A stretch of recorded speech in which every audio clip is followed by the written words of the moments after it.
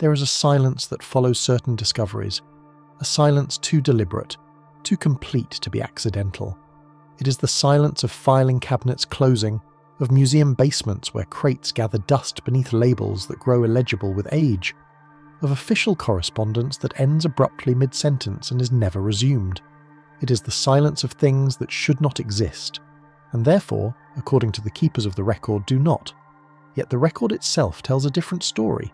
If one knows where to look, if one is patient enough to trace the fading ink of 19th century field reports, to cross-reference the journals of explorers who had no reason to lie, to follow the bones themselves through their strange journeys from burial mound to museum shelf to the threshold of oblivion. For more than a century, from the river valleys of Ohio to the windswept coasts of Patagonia, from the cave systems of Nevada to the fog-shrouded shores of California's Channel Islands, human remains of extraordinary dimensions have been unearthed, examined, measured, documented, and then, with a regularity that defies coincidence, lost, misplaced, transferred to collections that cannot be located, reclassified as animal remains, as forgeries, as clerical errors. The bones vanish, but the paper trail remains, fragmentary yet persistent, a ghost of evidence pointing towards something the official narrative has never fully explained. What were these remains? Who were the people they once belonged to? And why, when so many were recovered with such careful documentation, do so few survive today for modern analysis? These are the questions that have drawn researchers, skeptics, and seekers alike into a labyrinth of contradictory evidence, institutional silence, and tantalizing possibility. Stay with us as we descend into this labyrinth together, tracing the excavations, the reports, the dismissals, and the disappearances, seeking not answers, but the shape of the mystery itself. The story begins, as so many do, with the land itself, with the great river valleys of the American Midwest, where the Ohio and Mississippi wind through forests that once covered the bones of a world older than any European memory. The first white settlers to push into these territories in the late 18th and early 19th centuries found themselves walking through landscapes that refused to be ordinary. The ground rose in unnatural contours, in vast earthen mounds that stretched along riverbanks and crowned hilltops, geometric in their precision, deliberate in their placement. Some were burial mounds, opened by curiosity or greed to reveal human skeletons surrounded by artifacts of copper, mica, shell, and carved stone.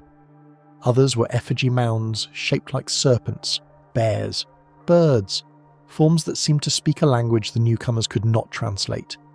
Who had built them? The native peoples of the region disclaimed knowledge or spoke of ancestors so distant they had passed into legend, and the settlers, unwilling to credit indigenous peoples with such monumental works, began to speculate about a lost race, a vanished civilization that had preceded the tribes they displaced. Thus was born the myth of the mound builders, and with it, the first chapter in a long, strange history of anomalous remains. The Smithsonian Institution, founded in 1846, took a particular interest in these mounds. Under the Bureau of Ethnology, established in 1879, systematic surveys were undertaken across the eastern and midwestern states. Field agents were dispatched to excavate, measure, catalogue, and report. Their findings filled hundreds of pages in the Bureau's annual reports, documents that remain available in archives and libraries to this day, their prose dry with the conventions of Victorian science, their contents anything but ordinary. Again and again, these reports describe the recovery of human skeletal remains of unusual size, skulls of extraordinary cranial capacity, femurs and humeri that exceeded the normal range by inches, complete skeletons that, when measured in situ, suggested living heights of 7 feet, 8 feet, occasionally more. In 1882, a Bureau of Ethnology report documented the excavation of a mound near Chillicothe, Ohio, which yielded a skeleton measuring 7 feet 6 inches. In 1894, a similar report described remains from a mound in West Virginia exceeding 8 feet. The measurements were taken by trained field agents, witnessed by local observers, and submitted to Washington with the sober attention to detail that characterized the Bureau's work. These were not sensationalist newspaper accounts or carnival hoaxes. They were official government documents, filed and forgotten. What became of these remains? The reports themselves are often vague on the matter. Many were said to have been transferred to the Smithsonian's collections for further study. Yet when later researchers have attempted to locate them, they encounter a curious phenomenon. The bones are not there. They are not listed in modern catalogues. Inquiries to the institution are met with polite confusion, with suggestions that the remains may have been misidentified, mislabeled, or lost in one of the many reorganisations of the national collections over the past century and a half. The paper trail leads to a locked door, and behind that door, only silence. Some have attributed this absence to the mundane realities of institutional record-keeping, to the chaos of poorly funded archives and the inevitable attrition of fragile organic materials. Others have seen something more deliberate, a pattern of suppression, a quiet effort to erase evidence that does not fit the accepted narrative of North American prehistory. The truth, as always, lies somewhere in the shadows between. To understand the significance of these 19th century reports, one must first appreciate the context in which they were produced. The science of physical anthropology was still in its infancy. Methods of measurement and classification were evolving rapidly, and the interpretation of skeletal remains was shaped by the racial theories and colonial assumptions of the era. The idea that indigenous North Americans might have constructed the great mounds, or that their ancestors might have been in any sense exceptional, sat uneasily with the ideological needs of a nation engaged in the systematic displacement and destruction of those same peoples. The myth of a lost race of mound builders served a purpose. It allowed settlers to claim the land not from a living people, but from a vanished one, to position themselves as inheritors rather than conquerors. And if some of the remains recovered from those mounds suggested individuals of unusual stature, it was easier to dismiss them as anomalies, as outliers, as errors, than to ask what their presence might mean. Yet the reports persist. In 1883, the Smithsonian's annual report included a description of excavations conducted by a field agent named J.W. Powell, who uncovered multiple skeletons in a mound near Dunleith, Illinois, one of which was described as measuring over 7 feet in length. In 1891, a report from the Bureau of Ethnology detailed the excavation of a mound in Kanawha County, West Virginia, which yielded remains described as belonging to individuals of remarkable stature, with accompanying artifacts of copper and shell that suggested high social status. A similar excavation in Minnesota, documented in 1898, produced a skeleton estimated at 7 feet 8 inches, accompanied by a cache of carved stone pipes. These accounts are scattered through the Bureau's annual reports like fragments of a mosaic, never assembled into a coherent picture, never followed to their logical conclusion. And when one attempts to trace the physical remains, to locate the bones themselves, to subject them to modern analysis with contemporary methods of dating and measurement, one finds, almost invariably, that they have vanished. The Smithsonian has never issued a formal statement acknowledging or explaining these disappearances. Freedom of Information Act requests have yielded little of substance. Researchers who have pressed the matter have been met with bureaucratic deflection, with assurances that the remains were never accessioned, or were deaccessioned long ago for reasons lost to time, or were misidentified in the original reports. The bones, it seems, have slipped through the cracks of history, leaving only their shadows on the page, and yet those shadows are remarkably consistent. The same dimensions recur: 7 feet, 7.5, 8. The same contexts recur: burial mounds, seated or extended burials, grave goods of exceptional quality. The same silences recur: the promised transfer to Washington, the failure to appear in subsequent catalogues, the absence of any record of analysis or display. It is a pattern that, once seen, cannot be unseen. From the river valleys of Ohio, the story shifts westward to the high desert of Nevada, where the Great Basin stretches beneath a sky that seems to have no end. Here, in a landscape of alkali flats and sagebrush, of dry lake beds and eroded escarpments, lies Lovelock Cave, a site that would become one of the most controversial in the annals of American archaeology. The cave itself is unremarkable from the outside, a shallow overhang in a limestone bluff overlooking the remnants of what was once a vast inland lake. But within its dusty chambers, layers of sediment and debris have preserved a record of human habitation, stretching back more than 4,000 years. The northern Paiute people, whose ancestors inhabited this region for millennia, speak of the cave in terms that carry the weight of ancient memory. They tell of the Sita Ka, a race of red-haired giants who once lived in the region, fierce and cannibalistic, who preyed upon the ancestors of the Paiute until the tribes united to drive them into the cave and set fire to the entrance, destroying them forever.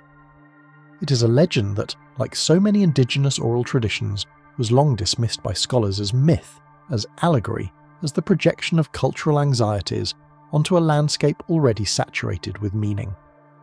And then the excavations began. In 1911, a company mining the cave for bat guano, valued as fertilizer, began to uncover artifacts buried beneath the accumulated deposits. Word spread, and amateur collectors descended on the site, removing baskets, tools, textiles, and human remains with little regard for stratigraphy or documentation. By the time professional archaeologists from the University of California arrived in 1912, much had already been disturbed or dispersed. Yet what remained was extraordinary.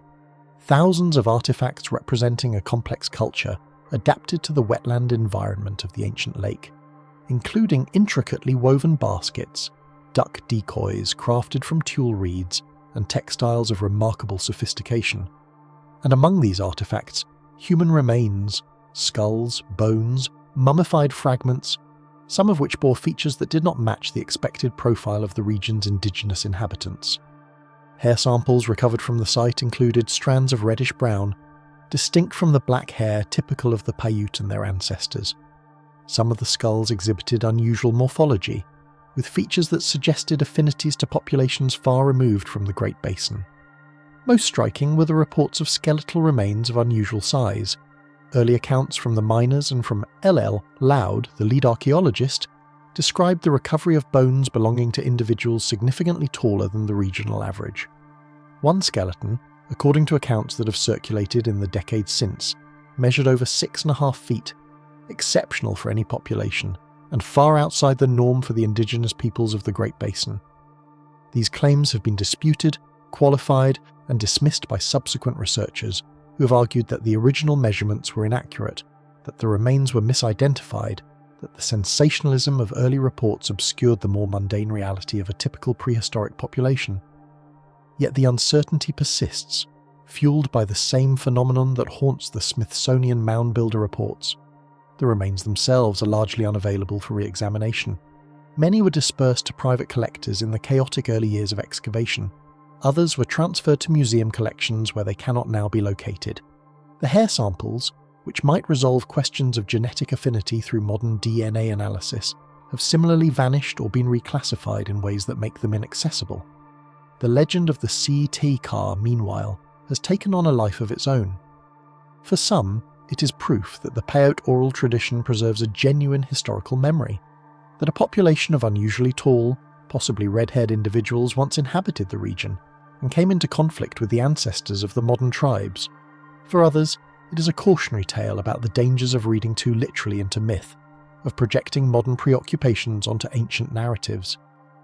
The mainstream archaeological consensus holds that the Lovelock Cave remains represent a typical Great Basin population, that the reports of unusual stature and red hair are exaggerations or misinterpretations, that the legend of the Citacer is just that, a legend, valuable for what it reveals about Paiute culture and cosmology, but not a literal historical record.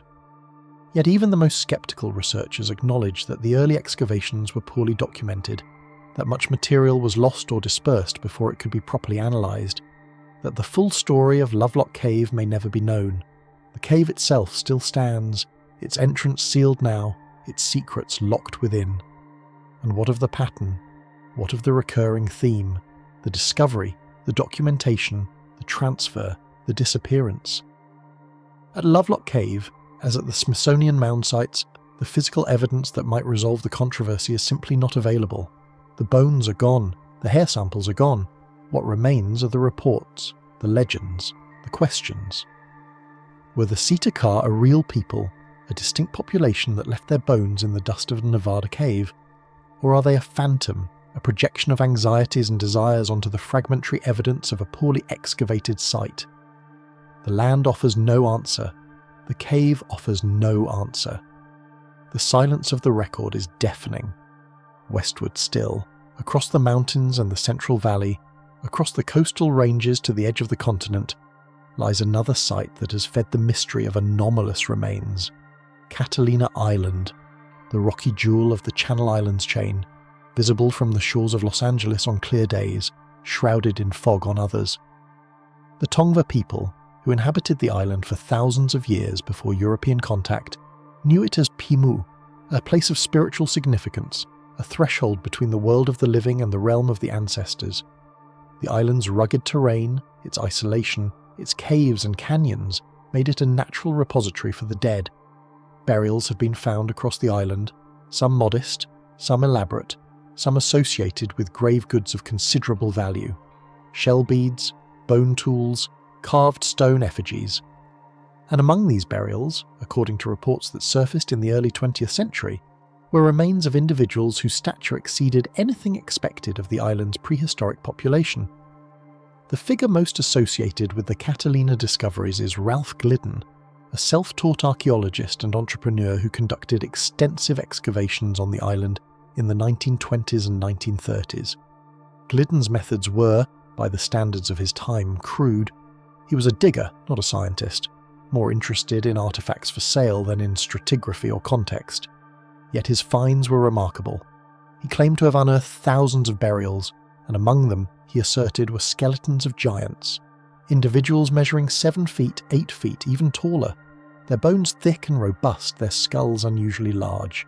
He displayed some of these remains in a makeshift museum on the island, charging admission to tourists eager for a glimpse of the mysterious past. Photographs from the era show visitors posing beside skulls and femurs that dwarf the bones of ordinary humans, their expressions a mixture of awe and skepticism. Mainstream archaeology has dismissed Glidden's claims with varying degrees of patience. His excavations were unscientific, his records incomplete, his motives suspect. He was, critics argue, a showman first and a researcher second, willing to exaggerate or fabricate to draw crowds. Some have suggested that the oversized remains he displayed were composites, bones from multiple individuals assembled to create the illusion of exceptional stature. Others have proposed that he simply misidentified animal remains or acquired specimens from outside the island to flesh out his collection. The High Foundation, which eventually acquired much of Glidden's material, never confirmed the presence of anomalously large human remains among the items transferred. And when researchers have attempted to locate the bones Glidden photographed and displayed, they have encountered the familiar silence. The remains are not in the collections where they should be, not listed in the catalogues, not available for study. Yet the photographs remain, the newspaper accounts remain, and the context of the Channel Islands, their long history of human habitation, their isolation, their role as a crossroads for maritime peoples moving along the Pacific coast, raises questions that have never been fully answered. The Tongva and their ancestors were not a tall people. The skeletal remains recovered from well-documented excavations suggest average statures consistent with other California populations. If Glidden's giants were real, they represent something anomalous, something that does not fit the expected pattern. Were they members of a distinct population that once inhabited the island? Visitors from elsewhere, perhaps from the north, where some indigenous groups did attain greater average heights? Or were they, as the skeptics insist, figments of a showman's imagination, hoaxes designed to extract nickels from gullible tourists? The island itself offers no testimony. The Tongva oral traditions, fragmented by centuries of colonization and displacement, preserve no clear memory of giants among their ancestors. The archaeological record, stripped by decades of uncontrolled excavation, can no longer speak to what was lost. What remains is the pattern, the discovery, the display, the transfer, the absence. Glidden's museum is long gone, its contents scattered or swallowed by time. The bones that might have answered the question have passed beyond the reach of inquiry. Farther south, on a continent that still, in the 16th century, seemed to European eyes a realm of marvels, another chapter of the giant story was written. Not in the quiet dust of burial mounds or the dim interiors of caves, but in the pages of expedition journals, witnessed by crews of hardened sailors who had every reason to report what they saw with accuracy.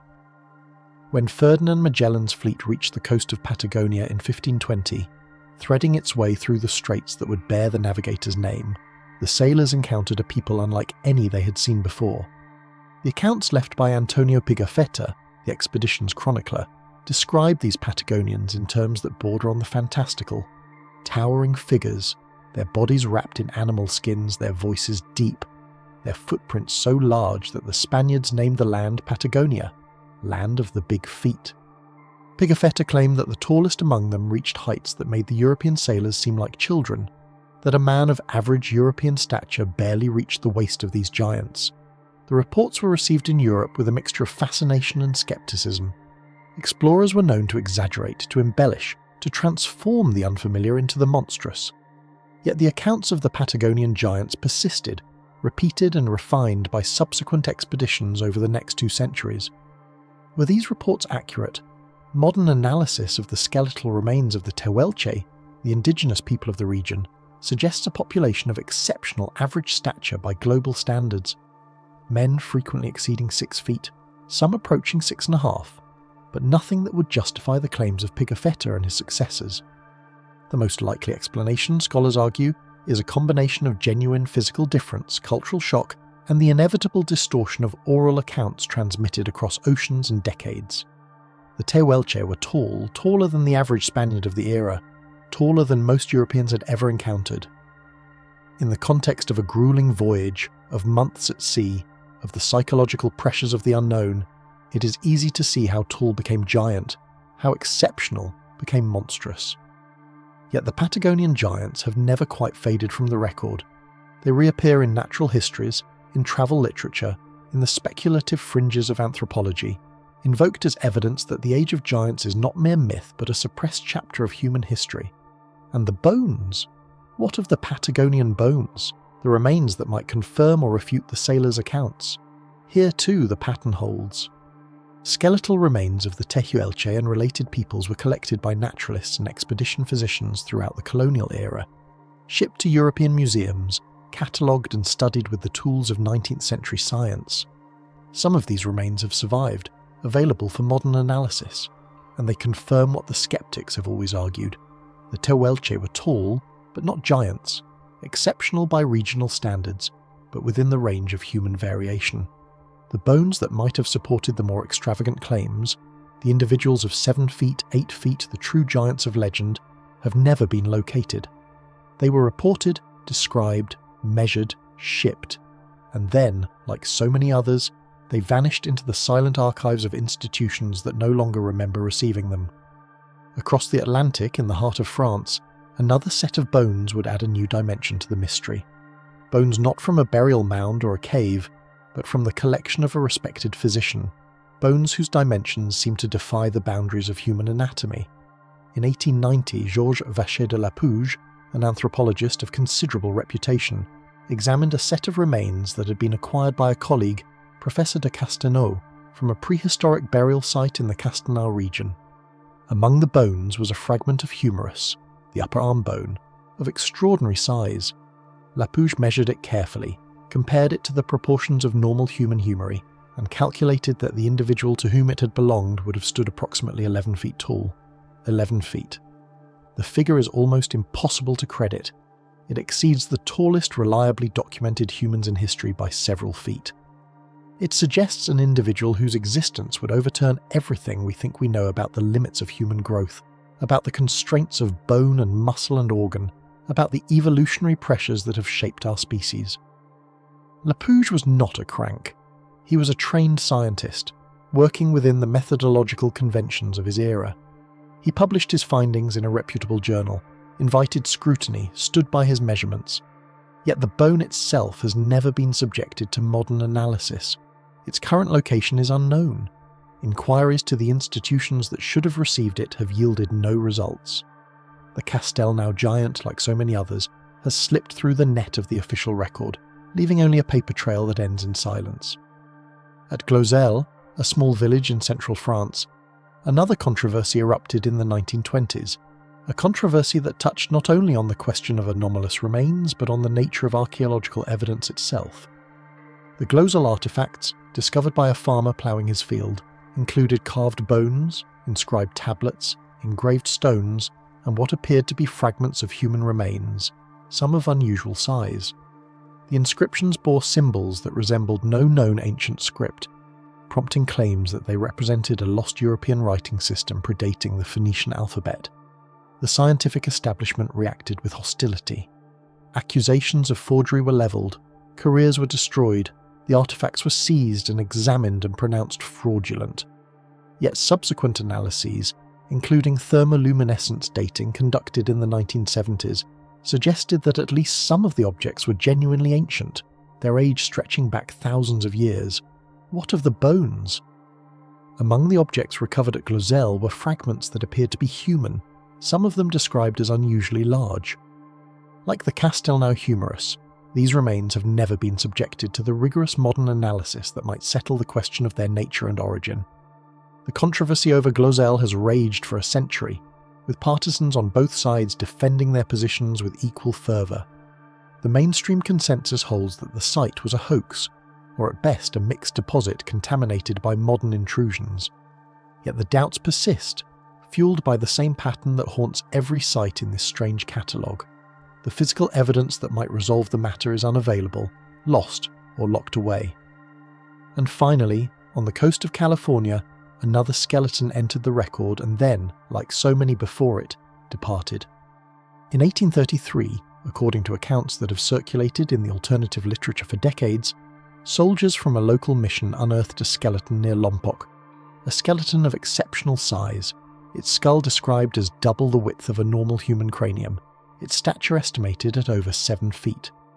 The remains were reported to have been reburied by the mission fathers, who regarded them as the bones of a creature outside the ordinary course of nature. No formal excavation followed, no scientific analysis was conducted. The skeleton, if it ever existed, lies still beneath the California soil, its location unmarked, its secrets intact. What are we to make of this catalogue? Of the Mound Builder reports and Lovelock Cave, of Catalina Island and Patagonia, of Castelnau and Glozell and Lompoc? The skeptic sees a pattern of misidentification, exaggeration and fraud, the inevitable noise generated by centuries of amateur archaeology, sensationalist journalism, and the human hunger for marvels.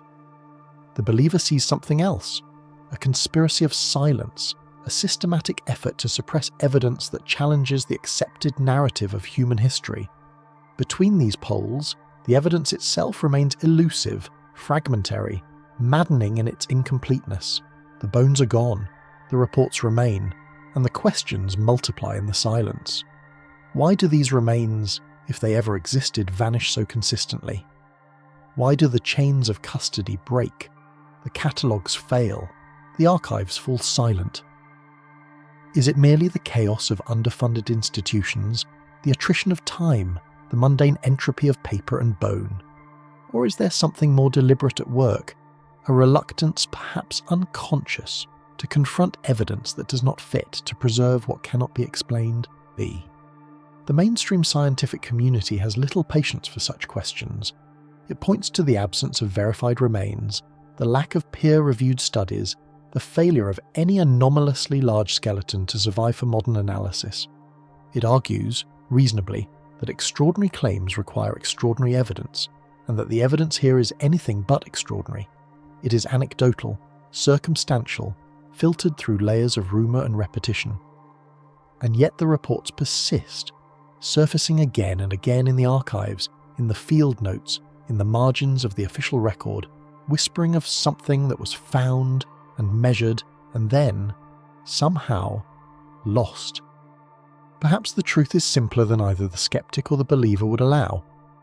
Perhaps the giants of the record are neither hoax nor suppressed history, but something in between, glimpses, half seen and poorly understood, of human variation at its extremes, of individuals whose stature, for reasons of genetics or pathology or sheer chance, exceeded the normal range.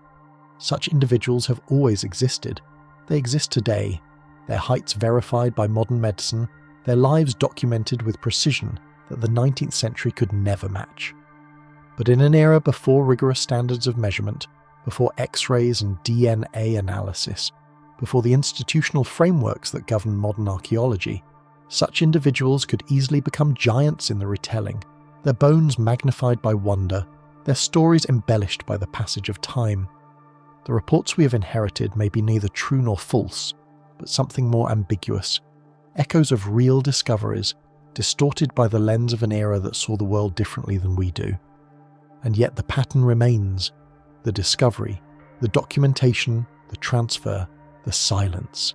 At site after site, across continents and centuries, the same sequence repeats. Remains are found, reports are filed, bones are shipped to institutions that should have preserved them, and then nothing. The trail goes cold, the remains cannot be located, the archives offer no answers.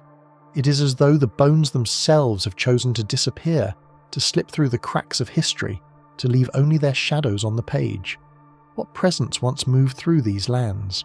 What truth lies buried beneath the mounds, the caves, the islands, the silent vaults of museums that no longer remember what they once held?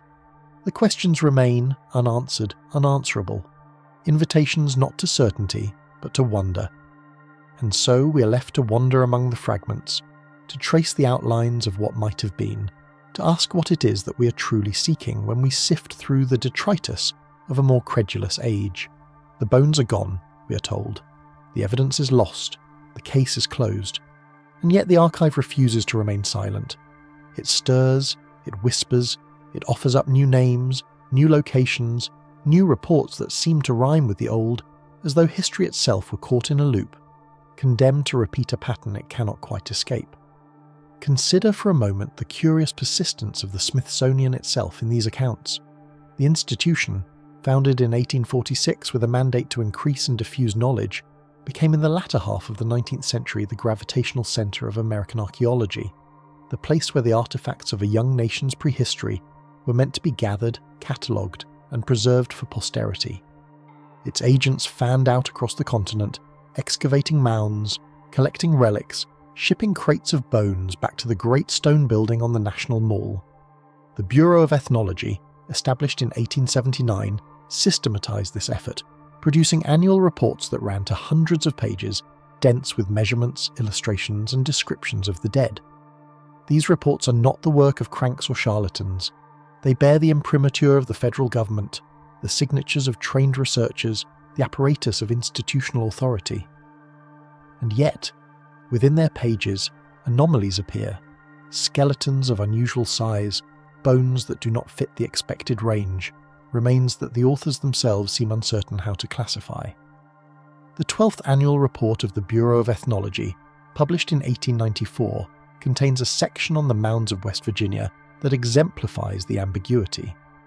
In the Kanawha Valley, the excavators uncovered a burial in which the skeleton measured by their account over 7 feet in length. The bones were described as massive, the skull as unusually thick, the teeth as exhibiting a peculiar pattern of wear. The remains were shipped to Washington, where they were to be analysed and preserved. And then, silence. The skeleton does not appear in subsequent catalogues. It is not mentioned in later studies of the region's mounds. It has, for all practical purposes, ceased to exist, its presence attested only by that single paragraph in a report now more than a century old. This is not an isolated case. The same pattern recurs in report after report year after year. A skeleton is found, measured, described, and sent to the Smithsonian. It arrives presumably at the institution's doors, and then it vanishes from the record as though it had never been, as though the act of transfer were itself a form of erasure. The skeptic will note that 19th century museums were chaotic places, their collections poorly organised, their storage facilities inadequate, their catalogues incomplete. Bones were mislabelled, misplaced, lost to fire, flood, and the simple passage of time. The vanishing of a single skeleton, or even a dozen, need not imply conspiracy. It may imply nothing more than the ordinary failures of human institutions, the entropy that attends all archives, the slow forgetting that is the fate of most things. And yet the question persists. Why these skeletons in particular? Why do the anomalously large remains seem to vanish at a rate that exceeds the background noise of institutional chaos? Is it merely confirmation bias, the tendency to notice the absences that fit our narrative and to ignore the countless ordinary skeletons that have likewise been lost? Or is there something about the oversized remains that made them inconvenient, that invited a more deliberate form of neglect? The answer may lie not in conspiracy but in disciplinary politics. The late 19th century was a period of intense debate about the origins of the American mound builders, a debate that had profound implications for the nation's self-understanding. Were the mounds built by the ancestors of the native peoples who still inhabited the land, or were they the work of a vanished race, a superior civilization that had flourished and then mysteriously declined, leaving only its monuments behind? The latter theory, seductive in its romanticism, served to justify the dispossession of living native peoples. If they were not the true builders of the mounds, then they had no legitimate claim to the land, and the westward expansion of European settlement could proceed with a clearer conscience. The Bureau of Ethnology, under the leadership of John Wesley Powell, took a firm stand against the vanished race hypothesis. Its researchers argued, with considerable evidence, that the mounds were indeed the work of the ancestors of living native peoples, that no lost civilization was needed to explain their construction, that the romantic fantasy of a vanished race was both scientifically unfounded and morally pernicious. This was good science, and it was good politics. But it may also have created an institutional climate in which evidence that complicated the narrative was unwelcome, in which oversized skeletons, which might seem to support the idea of a distinct and perhaps superior race of builders, were quietly set aside, not because of a conspiracy of suppression, but because they did not fit the story that the institution was committed to telling. We cannot know at this remove the intentions of the men who received those crates of bones, who unpacked them and examined them and decided what to do with them. We cannot read their minds across the gulf of a century and more. We can only observe the pattern, the discovery, the documentation, the transfer, the silence.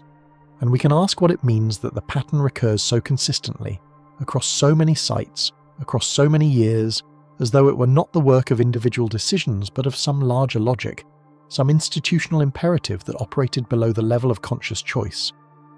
Let us turn then to a site that has generated more controversy than most, a place where the clash between legend and evidence, between oral tradition and scientific orthodoxy, has been particularly fierce. Lovelock Cave, in the parched basin of the Nevada desert, has already figured in our account. But the story of the cave is not the only story that emerges from that land. The Paiute people, who have inhabited the Great Basin for millennia, preserve in their oral tradition the memory of a race they call the Sitaka, a name that has been variously translated as Tule Eaters, a reference to the fibrous marsh plants that grew along the shores of the ancient lakes. According to the Paiute, the Sitaka were a people apart, red-haired and pale-skinned, tall and warlike, who came into conflict with the ancestors of the Paiute and were eventually driven into the cave where they were trapped and destroyed by fire. The legend has been dismissed, of course, by mainstream scholars. Oral traditions are notoriously unreliable, shaped by the needs of the present, embellished by generations of retelling. The red hair attributed to the Sitaka can be explained perhaps by the natural bleaching of dark hair by alkaline deposits in the cave's dry environment. The unusual stature may be nothing more than the exaggeration that attends all tales of ancient enemies. The conflict itself, if it occurred, may have been between groups of native peoples no more exotic than one another, their differences magnified by time and memory into something mythic. And yet, the physical remains from Lovelock Cave complicate this dismissal. The mummies and skeletal fragments recovered from the site do include individuals of above-average height. The red and auburn hair, whatever its origin, is a matter of documented fact. The artifacts, the duck decoys, the woven sandals, the finely crafted baskets, speak of a people with sophisticated material culture, a people who lived along the shores of a lake that has long since vanished, a people who left their dead in the darkness of the cave and then disappeared from the land. Were the Sitaka a real people, distinct from the ancestors of the Paiute, whose memory was preserved in the oral tradition, even as their physical presence was erased by time and conflict? Or were they simply the Paiute's own ancestors, viewed through the distorting lens of myth, their hair lightened by the cave's chemistry, their stature exaggerated by the passage of generations? The remains cannot answer. They are dispersed now, scattered among institutions, their provenance uncertain, their context lost. The cave itself has been stripped of most of its deposits, its stratigraphy disturbed by decades of uncontrolled excavation. What might have been learned, had modern methods been applied from the beginning, will never be known. The evidence has been compromised, and the questions remain. And the questions lead us outward, across the continent, across the ocean, to places where similar tales have been told, similar remains have been reported, similar patterns of discovery and disappearance have unfolded. The Patagonian giants, those towering figures glimpsed by Magellan's crew in the 16th century, have already entered our narrative. But the story does not end with Magellan. Subsequent explorers travelling along the same coasts reported similar encounters, with peoples of extraordinary height, with tribes whose members seemed to exceed the normal human range by a foot or more. Francis Drake, circumnavigating the globe in the 1570s, made note of the tall stature of the peoples he encountered in the southern reaches of the continent. Later expeditions, into the 17th and 18th centuries, continued to bring back tales of giants, of peoples whose average height far exceeded that of Europeans. These accounts were treated in their own time with a mixture of credulity and skepticism. Some dismissed them as the exaggerations of sailors, prone to tall tales after months at sea. Others accepted them as evidence of a distinct race, perhaps the remnants of an ancient people whose stature set them apart from the common run of humanity. The debate continued for centuries, fueled by each new report, each new encounter, each new claim of bones too large to be ordinary. What we know now, with the benefit of modern anthropology, is that the indigenous peoples of Patagonia, the Tehuelche in particular, were indeed tall by the standards of the Europeans who encountered them. Studies of skeletal remains have confirmed that the Tehuelche averaged heights considerably above those of 16th century Spaniards, whose own stature was modest by modern standards.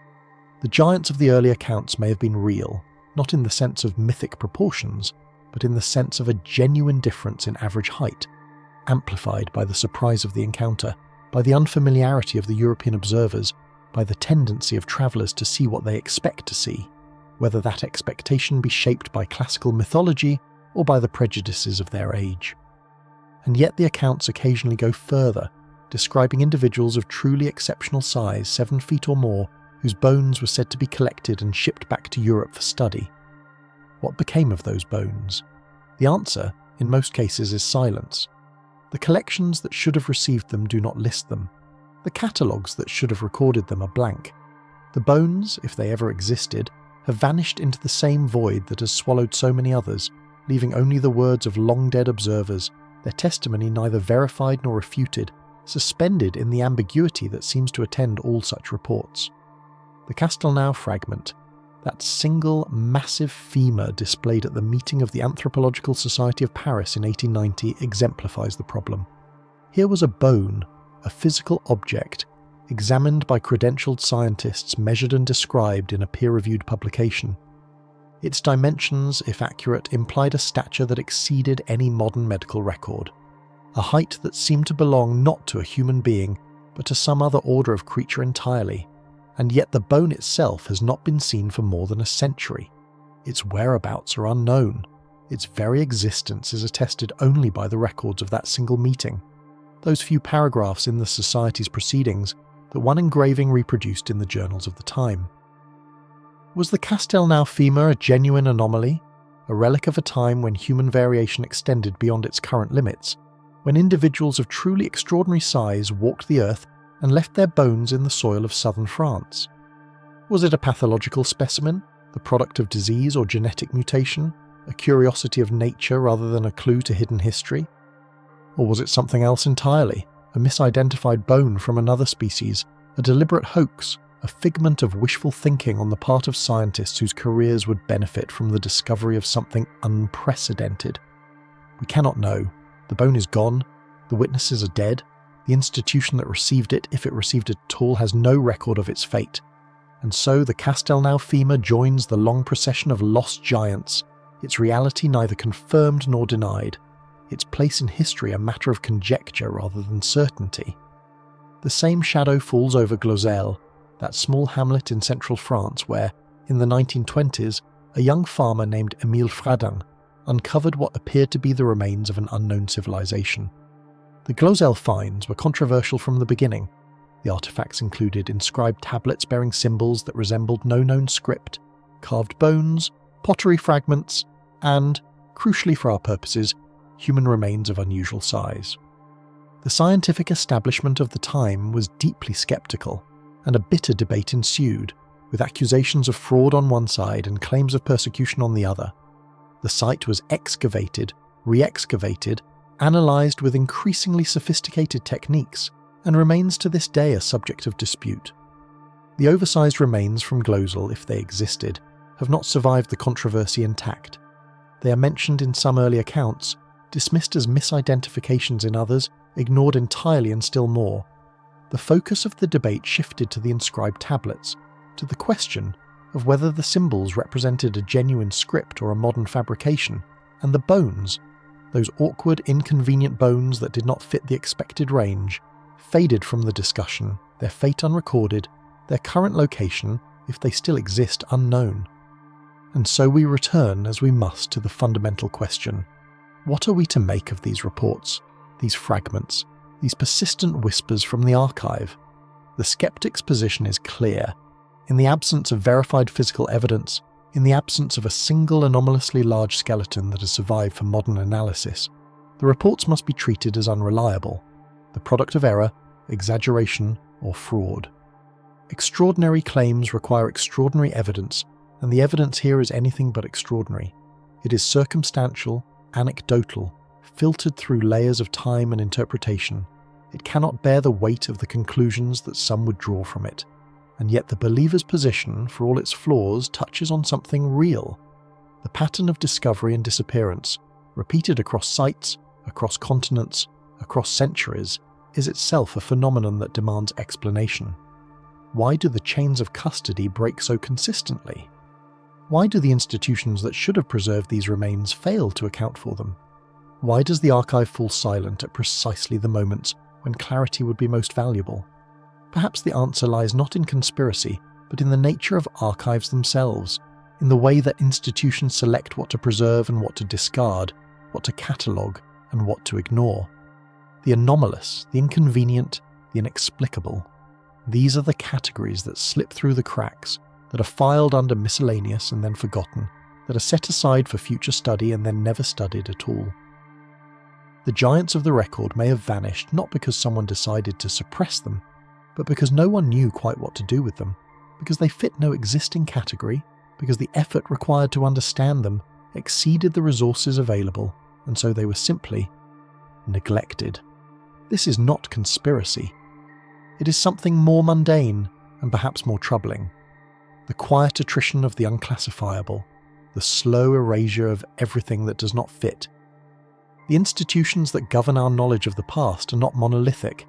They are staffed by individuals, each with limited time, limited resources, limited patience for anomalies that complicate the established narrative.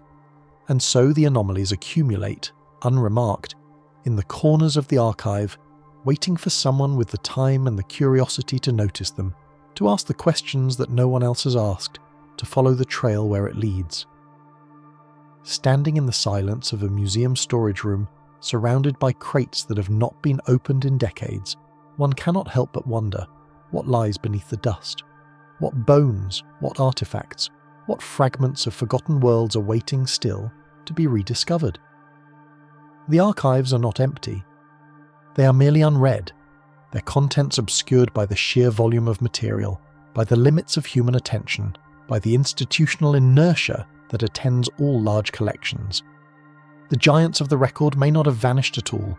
They may simply be waiting, patient as the stone that entombed them, for the moment when someone thinks to look. And perhaps that moment is closer than we imagine, for as the decades have passed, as the digital age has opened windows into archives that once stood closed, as researchers armed with nothing more than curiosity and internet connections have begun to trace the paper trails that their predecessors could not follow, fragments of the old reports have resurfaced, scattered across digitized newspapers, forgotten journals, handwritten letters preserved in university collections. The picture they paint remains incomplete, but it is no longer invisible. It is emerging slowly from the sediment of time, and what it reveals is not a single story, but a constellation of stories, each reflecting the others, each adding its small light to the gathering pattern. Consider the Lompoc skeleton, unearthed in 1883 near Lompoc Rancho in California, a discovery that appeared briefly in the local press, and then vanished into the same obscurity that claimed so many others. The account, as it survives, describes a burial mound excavated by soldiers from a nearby military outpost, a mound that yielded, beneath layers of shells and ash, a human skeleton of remarkable proportions. The figure reported was extraordinary, a man who, in life, would have stood well over 7 feet tall, his bones heavy and thick, his skull disproportionately large. Beside him lay artifacts that defied easy classification: carved shells, stone implements of unfamiliar design, a row of porphyry blocks arranged in a pattern that suggested intention, though the intention itself remained opaque. The soldiers, it was said, attempted to preserve the remains, but the bones crumbled upon exposure to the air, disintegrating within days of their excavation. What fragments survived were reportedly sent to a university for study. Which university? The record does not say. What became of them? Silence. The Lompoc account carries all the hallmarks of the pattern we have traced: the accidental discovery, the anomalous measurements, the brief flurry of local interest, the institutional silence that follows. And yet the detail that lingers longest is not the height of the skeleton, or the mystery of the artifacts, but the fragility of the bones themselves, their dissolution in the open air as though the passage of millennia had rendered them unable to survive the modern world. This detail recurs in other accounts, other excavations, the bones too delicate to move, too fragile to preserve, crumbling at the touch. It offers a natural explanation for the absence of physical evidence, one that requires no conspiracy, no institutional suppression, only the chemistry of decay. And yet it also forecloses the possibility of verification. The bones that might have settled the question dissolve before they can be studied, and we are left once again with nothing but the report, the testimony of witnesses long dead, the ink fading on pages that themselves are crumbling into dust. But if the bones crumble, the questions do not. They persist, accumulating weight with each new account, each new fragment recovered from the archive. The Lompoc skeleton was not alone. Across California, across the American Southwest, the 19th century press reported a steady trickle of oversized remains, each discovery generating a brief column in the local paper before disappearing from the conversation entirely. Giant bones from San Diego, a massive skull from the Santa Barbara coast, a femur of unusual length from the Sacramento Valley. None of these reports have been confirmed by modern analysis. None of the remains have been located in museum collections or university repositories. They exist only as text, as testimony, as words on paper. And yet the words accumulate, and the accumulation itself becomes a kind of evidence, not of giants, but of something equally significant. A sustained encounter between the expanding American state and the physical remains of peoples whose history predated the written record, whose bones told stories that the newcomers could not read. This is the context that is too often forgotten in the debates over anomalous remains. The violence and the dispossession that accompanied every excavation, every opening of a burial mound, every removal of bones from the land where they had rested. The giants of the record were not discovered in a vacuum. They were discovered in the midst of conquest, their graves opened by soldiers and settlers, their remains shipped to institutions in the East that regarded them as curiosities, specimens, data points in a grand project of racial classification. The indigenous peoples whose ancestors these may have been had no voice in the process, no power to prevent the desecration, no recourse when the bones vanished into collections they could not access. The silence of the archive is not neutral. It is shaped by power, by the asymmetries of who gets to ask questions and who must simply endure. And so we must hold two truths in tension, neither cancelling the other. The reports of anomalously large remains are unverified, their physical evidence lost or never preserved, their claims impossible to confirm with the tools of modern science. This is fact, inescapable. And yet the reports themselves are historical artifacts, traces of a particular moment in the encounter between cultures, and they cannot be dismissed simply because they do not conform to our expectations. They demand interpretation, contextualization, a willingness to ask not only whether the giants were real, but why the stories of giants persisted, what work they performed in the imagination of those who told them, what fears and fantasies they encoded. The giants of the record are not simply bones, they are symbols dense with meaning, and the meaning shifts depending on who is reading, who is asking, who holds the power to decide what counts as evidence, and what is relegated to the category of myth. This is the threshold where science and story intersect, where the methods of the archaeologist and the methods of the historian part ways and yet remain, somehow intertwined. The archaeologist seeks the bone, the artifact, the material trace that can be dated and measured and compared. The historian seeks the text, the narrative, the pattern of meaning that emerges from the accumulation of accounts. Both are necessary. Neither is sufficient. The bones, if they ever existed, are gone. The texts remain, fragmentary, contradictory, haunted by the ghosts of what they cannot prove. Let us return one final time to the Smithsonian, to the institution that appears again and again in the reports, the repository to which so many anomalous remains were allegedly sent, the archive that has never produced the skeletons that the old accounts describe. The Bureau of Ethnology, under the direction of John Wesley Powell, sponsored dozens of mound surveys in the 1880s and 1890s, and the reports of these surveys fill volumes, meticulous in their detail, comprehensive in their scope. And yet when modern researchers have searched these volumes for the giants, for the 7-foot and 8-foot and 9-foot skeletons that the newspapers claimed were being shipped to Washington, they find inconsistency. Some reports mention large skeletons in passing, giving measurements that fall at the extreme edge of normal human variation but do not exceed it. Others describe burials in terms that leave the stature ambiguous, noting only that the bones were large or that the grave was long, without providing the precise measurements that would settle the question. Still others make no mention of unusual size at all, as though the giants that populated the newspaper accounts simply did not exist in the official record. What are we to make of this discrepancy? One possibility is that the newspaper accounts were exaggerated, that reporters added inches to every skeleton to make the story more sensational, that the giants were simply normal men whose height grew in the telling. This is the skeptic's explanation, and it is plausible. Newspapers of the era were not governed by the same standards of accuracy that modern journalism professes to uphold. Exaggeration was common, sensationalism rewarded, and the public appetite for wonders ensured that a 7-foot skeleton would always sell more papers than a 6-foot skeleton. The giants may have been, in this reading, nothing more than a journalistic convention, a rhetorical flourish designed to capture attention. And yet, the explanation does not account for the consistency of the pattern, for the fact that reports of oversized remains appear not in one region or one decade, but across the entire continent, across the entire century, in sources that range from small-town weeklies to major metropolitan dailies, to the private correspondence of surveyors and physicians who had no obvious motive to exaggerate. The pattern suggests something more than mere convention. It suggests a genuine phenomenon, even if the nature of that phenomenon remains uncertain. Perhaps the surveyors and the reporters were measuring differently, using standards that do not map neatly onto modern expectations. Perhaps the excavators were estimating rather than measuring, guessing at the height of a skeleton based on the length of a femur or the span of a burial pit. Perhaps the bones they found were simply at the upper end of normal human variation, remarkable enough to attract comment but not so remarkable as to exceed the bounds of possibility. These are prosaic explanations, and they may be correct, but they leave something unexplained, some residue that the rational account cannot dissolve.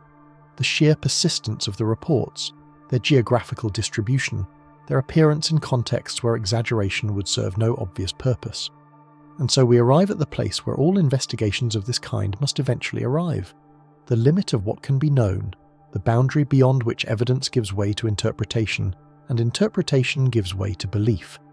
The giants of the record may have been real, their bones lost to time and negligence, and the quiet entropy of institutions that did not know how to classify them. They may have been errors, misinterpretations, the product of enthusiasm outrunning precision. They may have been hoaxes, deliberate fabrications designed to deceive, though the motive for such widespread deception remains unclear. They may have been something else entirely, something that does not fit the categories we have inherited, something that our conceptual frameworks are not equipped to grasp. What we can say with certainty is this: the reports exist. They are part of the historical record, indelible, and they cannot be wished away. Whatever we make of them, whatever conclusions we draw, we must begin by acknowledging their presence, their persistence, their stubborn refusal to vanish despite more than a century of neglect. The giants may not have been giants, but they were something, some encounter between the living and the dead, some disruption in the expected order, and that something left its trace in the archive, a trace that we are still, even now, learning how to read. The pattern that emerges when we step back and consider the accounts as a whole is not a pattern of proof, but a pattern of repetition. The same story, told again and again with different names and different locations, but the same essential structure. The accidental discovery, the excitement of the excavators, the anomalous measurements, the transfer to an institution, the loss of custody, the silence that follows. It is a pattern that invites suspicion, that suggests either conspiracy or convention, either suppression or exaggeration. But it is also a pattern that refuses resolution, that offers no final answer, that leaves the question open even as it multiplies the evidence on both sides. Perhaps this is the point. Perhaps the giants of the record are not meant to be proven or disproven, but to be wondered at, to stand as monuments to the limits of our knowledge, to the vastness of what we do not and cannot know about the peoples who walked this land before the archive began. The bones, real or imagined, accurate or exaggerated, point toward a past that exceeds our grasp, a history that is older and stranger and more various than the textbooks allow. They are not answers but questions, and the questions are not flaws to be corrected but openings to be explored. Standing at the edge of a mound, watching the wind move through the grass that has grown over centuries of accumulation, one feels the weight of all that has been forgotten, all that has been lost, all that lies beneath the surface waiting to be uncovered or to remain forever hidden. The earth keeps its secrets. It does not yield them easily, and what it yields is often ambiguous, incomplete, subject to interpretations that shift with every generation, every new technique, every new question that the living think to ask. The giants may be down there still, patient in their silence, their bones crumbling slowly into the soil that will eventually reclaim everything, every trace of every life that has ever been lived. Or they may never have been there at all, figments of hope and fear and the human need to populate the unknown with wonders. We do not know. We cannot know.